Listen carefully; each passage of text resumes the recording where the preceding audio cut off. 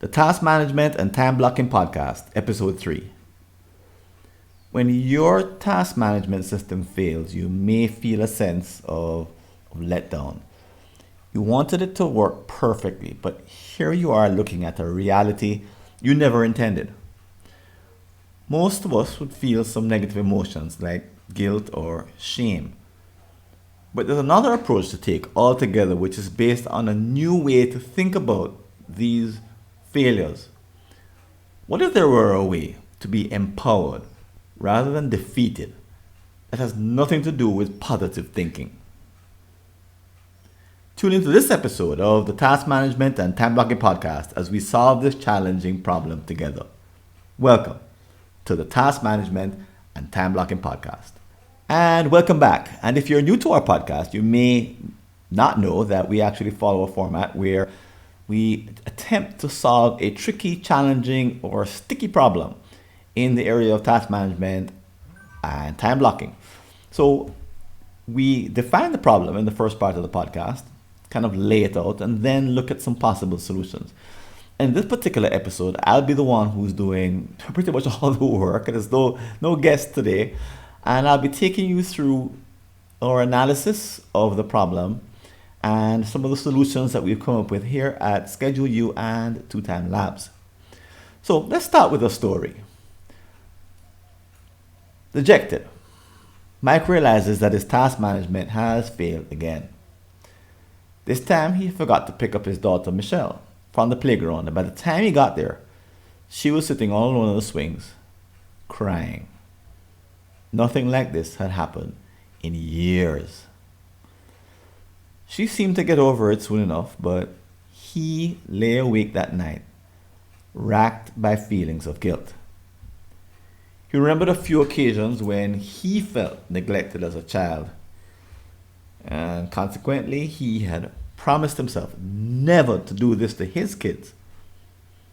And yet, well, here he was. Maybe he needed to resume his appointments with his therapist to get at some of the underlying issues that he had with his parents. Or maybe he needed some additional motivation, and a personal development seminar that had pumped him up a few years ago, came to mind. Maybe he should go back to one of those seminars. Or did he need a refresher in task management to go over some of the core ideas he had learned? Again, that was a few years ago. Did he need a refresher? All of these solutions, obviously, had some merit, but which was the right one to invest his additional time, money, and energy? He just wasn't sure. So let's talk about the problem that Mike faces. And maybe you could relate to some degree. Have you ever felt that there are things that indicate a lack of task management happening in your life? It could be that you are feeling or experiencing, let's call them unwanted symptoms that you thought you had gotten over. Like, for example, forgetting to do important, pretty basic commitments like picking up your daughter from the playground. Big commitment, high stakes, forgot. And what does it mean to Mike that he forgot? So maybe you may relate that all of a sudden there's an element of chaos in your task management, whereas before you felt as if you were in control. And maybe it's a new kind of chaos. So Mike hadn't felt that feeling of incompetence. He hadn't forgotten anything as important than that in a long time. But he could remember the times when that happened, but this was a return of that practice or that result, that outcome that he probably thought would never ever happen again, because given the work he had done on himself with his therapist and the seminar and the training in task management, he probably thought he was way beyond that, and here it was coming back at him. Well, if he didn't do something about it, and this is why it was on his mind, who knows what else he would manifest? What else would he forget to do? Like something important on the job? Could he endanger the well-being of other members of his family or his friends? Could he get himself fired? It's not the kind of problem, or the kind of situation that you could easily set aside and pretend as if nothing is happening. Although there are some people who do that. If you look at your own situation, when these episodes happen and something comes up that tells you or indicates that something underlying sort of your everyday activity is off or not working, sometimes your first thought might be, boy, maybe it'll just fix itself if I don't take care of it. That may not be your conscious thought, but that may actually be what we do. We just think this will eventually right itself. This is a one-off. This won't repeat itself. It's not a systematic problem. It's not a trend. It's just something that happened, and it's maybe just bad luck. Sometimes maybe it is. The other solutions that he's looking into are some of the ones that we go into. We sometimes think that there must be a psychological basis. You leave your child at the playground and you're reenacting your parents' behavior, and subconsciously he could go down that particular rabbit hole. You may think that you're not excited and enthusiastic enough about raising Michelle, that you lack motivation and that you needed to tap into kind of a deeper purpose or a deeper meaning, something that you would bring the idea of picking her up from the playground to top of mind above the other things that are going on, so that you would never even think of forgetting. Or maybe there's you need to return to the ideas that you had learned in the task management program and double down on them and work harder at trying to implement them, because you hadn't implemented them properly before, because here you are forgetting to do something important, and that was at the very heart of what you had learned not to do. And that a sign of success was having these important things get done. They wouldn't fall through the cracks the way this did. So maybe you needed to go back and take the course again and redo what you had learned.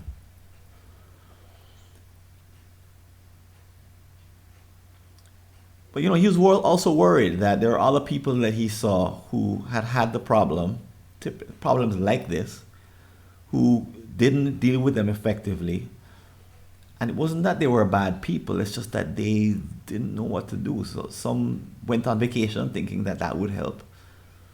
Some, changed relationships, found a new boyfriend or a new girlfriend because they thought that was the problem. Some went and got new jobs thinking, well, it was the stress of the work that they were doing that was causing this. And they would try to, almost like from his point of view, thrash around trying different solutions, none of which actually got to the source of anything, because they didn't actually solve anything. Matter of fact, they only got worse because they just didn't know what to do. Tried all the wrong things, and the wrong things, if anything, added to the problem rather than help to fix it. But so here he was, he finds himself exactly in that same position. He doesn't know what to do. And maybe you don't, as you look at some of the challenges that have come up in your task management. And when you're in this spot, it can be pretty painful, it can be pretty confusing. Something important is at stake. You thought you had already dealt with it. You thought you had the answers, and now you're clear that you don't. And if he were listening, if Mark were listening to this podcast, he would hope to at least get some idea of what he's dealing with. Maybe you're in that position also. Maybe you just want a sense of what is the nature of the return of these, what we call unwanted symptoms. So if you're here in front of me, I would ask, does this resonate with you at all? Do you have any of this experience? Do you have symptoms which you thought you had gotten rid of? And what are some of the symptoms that you may resonate a bit with you? I'm just going to read off a list. Missed deadlines. There is clutter, either digital clutter or physical clutter. There is the indecision, that feeling of not being able to move forward because you can't decide. Multitasking, trying to do several things at once and therefore not doing any of them particularly well, and maybe even putting the well-being of others at risk if it's something like texting while driving. Distractions, not being able to focus the way you want. Having a life that's not balanced and therefore maybe burning out. Feeling a new level of stress in important relationships, maybe with your manager or your spouse, parent, children. Waking up in the middle of the night, just remembering to do things. There was a moment for Mike, not in the middle of the night, but there was a moment when he was driving home and all of a sudden he remembered that Michelle needed to be picked up and he was the one to pick her up. And that was a lost commitment, something that fell through the cracks. But it came as a panic when he remembered it, even though he was driving on the highway. But for some people, some folks, you're falling asleep at night at 12 and all of a sudden you wake up out of your sleep with a commitment that you needed to have completed or a task you needed to have done the day before and you just totally forgot. And now the sweat starts, your heart's beating, your palms feel sweaty because the consequences of not doing that task are now in your mind. And there's also, what happens with your inbox, your email inbox. If you're someone who's typically in control of your email, I know this happens to lots of managers, they're always able to experience either the zero inbox, which is to take their inbox and empty it periodically, or they're the next best thing, they manage the amount of email that they've not processed at a minimum. They're able to keep it at a minimum.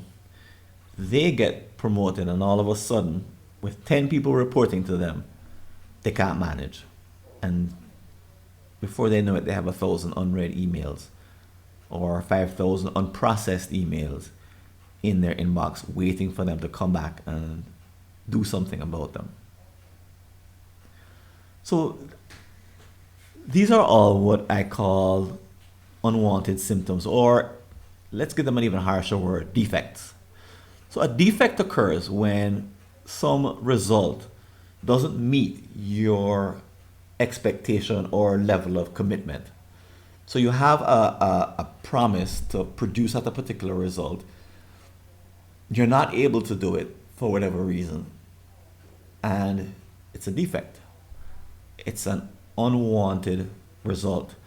So in the world of task management, we talk about unwanted symptoms. That whenever any of these defects show up, and I'm going to put them in the show notes, they're a sign of something. Now, most of us take them as make them personal. They're a sign of my competence, or a sign of my being a victim, or a sign of my boss is doing it to me, or I'm under pressure because my family situation isn't right, or whatever it may be. But I want you to consider that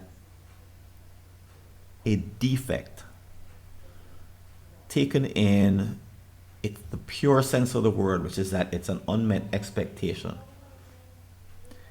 A defect can actually be a sign of further improvement. It's like an early warning sign. It's an indication that you need to focus on making some changes. Now, it's not the case that someone is outside judging you and telling you that you need to do something different. It's you monitoring yourself, you evaluating yourself, you looking at yourself and deciding, there's something, some standard that I've set that I'm not meeting. So you've assessed the problem correctly. But now the next step is that maybe there's nothing wrong. Maybe it's just a sign of improvement. What do I mean by that? Well, I'm going to introduce you to a cycle that afflicts every single human being who engages in task management, which basically is every single capable human being, every functioning human being. Because we human beings, by virtue of the limits of our psychology and physiology and the nature of the universe, we make promises to do things in the future, and then we have a very difficult, challenging time to fulfill them. If you remember, we covered this back in episode 1. So you have a very difficult time challenging or keeping track of these commitments that you make to yourself. So let's set that aside and just say that that's true. By the way, in a future episode, we'll talk about psychological objects, which is that's what characterizes tasks and these promises that we make to ourselves that we call time demands. Okay? They're psychological objects, so they behave differently than physical objects or digital objects. Okay? So when you undertake an improvement cycle, here's what typically happens. You make some changes, kind of changes you've been making ever since you were a teenager. That change allows you to manage more tasks effectively. So you move from this level to that level. You're more capable. The natural human tendency of being more capable is that you add more tasks to your commitments. So if you had 100 tasks and you are struggling because you really could only manage 50, you increased your capacity to manage more tasks to 200. It's only natural that you would start to increase the number of tasks that you can manage. And this is all happening subconsciously, by the way. And that number of tasks you would increase would just keep going up and up and up and up and up and up happily, and you're happy, you're enjoying life, you're more capable, you're doing more than you ever did, you have fewer errors than you've ever experienced, there are few or no unwanted symptoms. Life is good until it's not. And what makes it not good? Well, your tendency to add more and more and more tasks eventually hits your new capability, your new level of capability, your new level of capacity. So tell a story from the beginning. You used to be able to manage 50 tasks, and all of a sudden you had 100. You increased your capacity by making some changes to 200. And the number of tasks that you could manage, you kept adding more and more and more and more, from 100 to 150 to 175. Life is good, all the way up to 199. And life was great. And the minute the number of tasks exceeded 199, 200, and the number of tasks you're trying to manage went above your level of capacity, guess what happens? The instant that happens, these unwanted symptoms return. So it's not all bad that you have these unwanted symptoms come back. That all of a sudden you're feeling inbox overflow, overwhelmed, losing track of commitments, waking up in the middle of the night or in the middle of another activity to remember an activity that you forgot, feeling stress in your relationships, having a life that's unbalanced or burning out, feeling distracted, engaging in multitasking, not being able to make decisions, seeing clutter around you, and missing deadlines. That while these are unwanted, they aren't bad. They're actually a sign of growth. And imagine, what would it be like to always accept the notion that these unwanted symptoms are always lurking in the background of my life, that I'm always adding tasks. And as I add more tasks, the human thing to do, eventually these tasks will surpass my capacity. And the minute they surpass my capacity, I'll experience these unwanted symptoms all over again. If you could see that as just part of the mechanism of task management for human beings, an inescapable aspect of what we're trying to do by managing tasks or time demands. If you could see it as inescapable, then maybe there's no room for guilt or shame and the negative feelings. Maybe it's just like a flag, an early warning sign that it's time to seek further capacity. And maybe you could stand away from it and say, oh, look at that. I need to increase my capacity once again. I need to find some ways to improve. And maybe it's just an opportunity. It doesn't mean anything in terms of you, your personality, your humanity, or any aspect of who and what you are as a person. Maybe it has more to do with the mechanism that you've inherited as a human being that you can't escape from. And if you could own it, maybe there's a possibility that you could actually master that moment and find some ways to move beyond it. So I'll come back in a few minutes and do a little wrap up, and see you back here on the podcast in just a couple of seconds.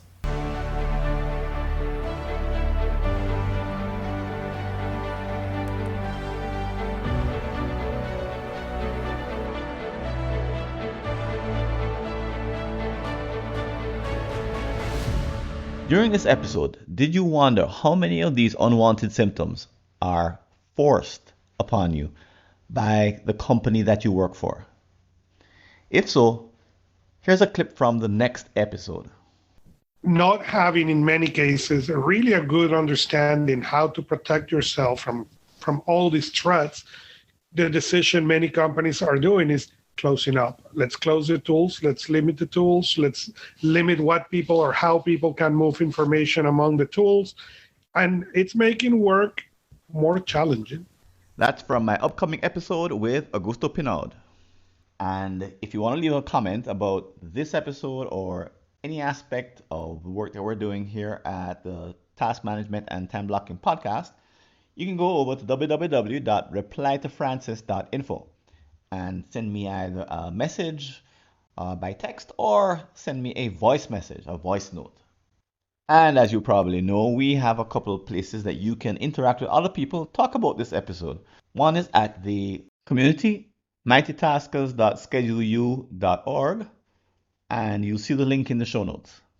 And the other, of course, is our upcoming Task Management and Time Blocking Summit coming up in March. Two outstanding opportunities to interact with other people about the ideas that you've heard on this podcast or any of their episodes that are coming up. And if you'd like to support the work we're doing, I invite you to click on the Patreon link below to make a donation. And please don't forget to like our show and recommend it to others on iTunes, Stitcher, Google, or whatever podcast app or service you're using. This is Francis Wade. I'm signing out. I hope to see you on a future episode. And until then, take care and all the best. See you later.